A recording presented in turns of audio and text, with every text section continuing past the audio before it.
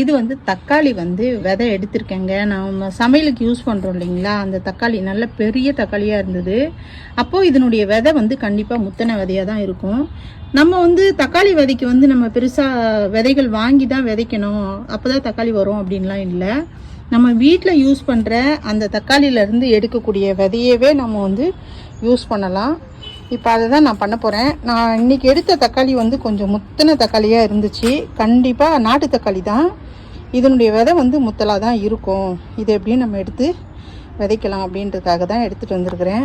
இப்போ பாருங்களேன், இது வந்து ரோஸ்ட்டு வச்சுருக்கேன். இந்த தொட்டியில் தான் நம்ம வந்து தக்காளியை வந்து விதைச்சி விட போகிறோம். பாருங்கள், மண் கொஞ்சம் நல்லா இப்படி கிளறி லூஸ் ஆக்கிடுங்க. அதுக்கப்புறம் தக்காளி வந்து அப்படி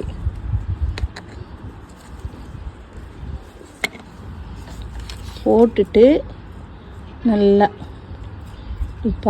பரவலாக கிளறி விட்டுருங்க. அவ்வளோதான். இது மேலே கொஞ்சம் நம்ம மண் தூவிடணும். இது மேலே கொஞ்சம் தண்ணி தெளித்து விட்டுட்டோம்னா போதும். இப்போ வந்து தினந்தோறும் நீங்கள் கொஞ்சம் வந்து தண்ணி வந்து தெளிச்சிட்டே இருங்க. அதுக்கப்புறம் நல்லா முளைஞ்சி வந்துடும். முளைஞ்சி வந்து நல்லா இந்த அளவுக்கு ஒரு ஜான் அளவுக்கு வளர்ந்ததுக்கப்புறம் தான் நம்ம எடுத்து நடவு செய்யணும். அப்போ தான் நல்லா வரும். சரிங்க, தக்காளியும் நம்ம வந்து விதைச்சிட்டோம். இது வந்து ஒரு பட்டன் ரோஸ் வெரைட்டி. மொட்டுக்களை பாருங்களேன், ஒரு கிளையில் எத்தனை மொட்டு வந்திருக்குங்க. கொத்து கொத்தாக மொட்டு வருது.